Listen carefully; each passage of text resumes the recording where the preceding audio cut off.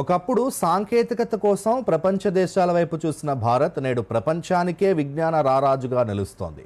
అంతరిక్షం నుండి అణ్వస్త్రాల వరకు, బయోటెక్నాలజీ నుండి డిజిటల్ విప్లవం వరకు ప్రతి రంగంలోనూ దూసుకుపోతోంది. మరి ఈ అద్భుత ప్రయాణంలో కేంద్ర ప్రభుత్వం గత 12 ఏళ్లుగా ఇస్తున్న ప్రాధాన్యత ఎలాంటి మార్పులను తీసుకొచ్చింది? పుష్కర ప్రస్థానం శీర్షికన 2014లో ఎన్డీఏ ప్రభుత్వం బాధ్యతలు చేపట్టిన నాటి నుండి స్వదేశీ ఆవిష్కరణలు రాకెట్ వేగంతో సాగుతున్న మన శాస్త్ర పరిశోధనల విశేషాల్ని ఇప్పుడు చూద్దాం.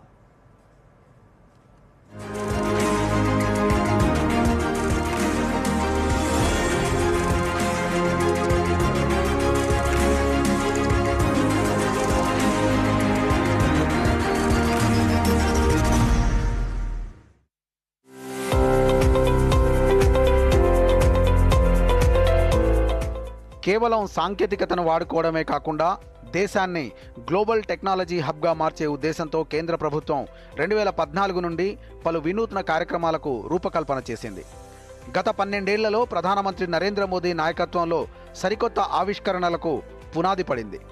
శాస్త్ర సాంకేతిక రంగాన్ని దేశ పురోగతికి ప్రధాన చోదక శక్తిగా మార్చడంలో కేంద్ర ప్రభుత్వం పలు మైలురాళ్లను నమోదు చేసింది.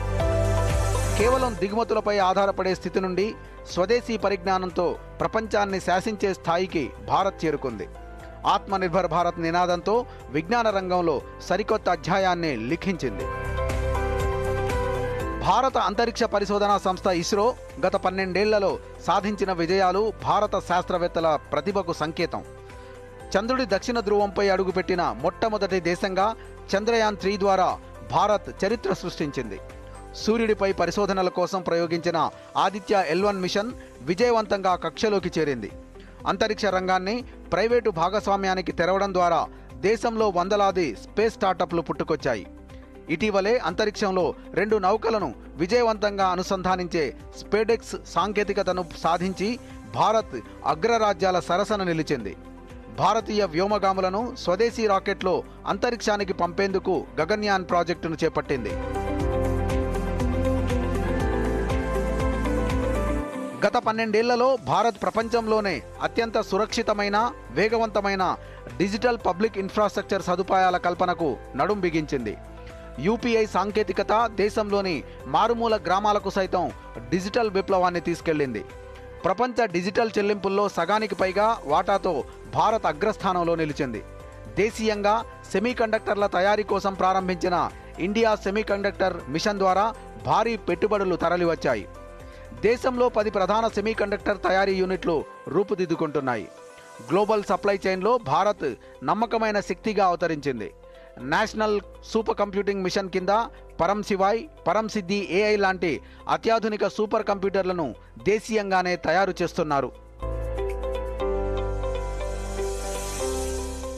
కరోనా సంక్షోభ సమయంలో భారత శాస్త్రవేత్తల ప్రతిభ ప్రపంచానికి సంజీవనిలా పనిచేసింది.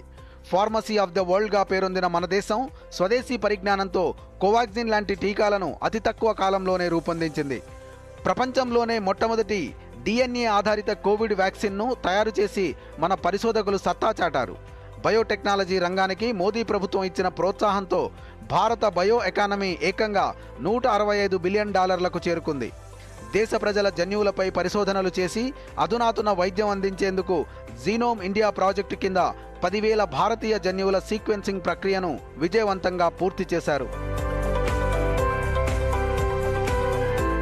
భవిష్యత్తు సాంకేతికతలపై పట్టు సాధించేందుకు మోదీ ప్రభుత్వం వ్యూహాత్మకంగా అడుగులు వేస్తోంది.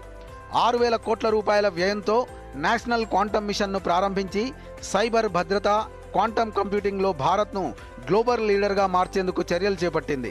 అలాగే సముద్ర గర్భంలో దాగున్న ఖనిజ వనరుల అన్వేషణ కోసం డీప్ ఓషన్ మిషన్ కింద సముద్రయాన్ ప్రాజెక్టును ప్రారంభించింది. మత్స్య 6000 వాహనం ద్వారా సముద్రంలో 6,000 మీటర్ల లోతుకు మనుషులను పంపేందుకు ప్రయోగాలు తుది దశకు చేరుకున్నాయి. వ్యవసాయ రంగంలో డ్రోన్ సాంకేతికతను ప్రవేశపెట్టారు. భవిష్యత్ క్లీన్ ఎనర్జీ అవసరాల కోసం నేషనల్ గ్రీన్ హైడ్రోజన్ మిషన్ పనులు వేగంగా సాగుతున్నాయి. మొత్తంగా చూస్తే గత 12 ఏళ్ల మోదీ పాలనలో మన దేశ శాస్త్ర సాంకేతిక రంగం ఒక సువర్ణ అధ్యాయాన్ని లిఖించింది. పరిశోధనలను ప్రోత్సహిస్తూ శాస్త్రవేత్తలకు పూర్తి స్వేచ్ఛనిస్తూ యువత ఆలోచనలకు అండగా నిలుస్తున్న కేంద్ర ప్రభుత్వ విధానాలు దేశాన్ని ప్రగతి బాట పట్టించాయి. వికసిత్ భారత్ 2047 లక్ష్యాన్ని అందుకోవడంలో ఈ అద్భుత దశాబ్దం ఒక బలమైన పునాదిగా నిలుస్తుంది. Bureau report, Doordarshan news.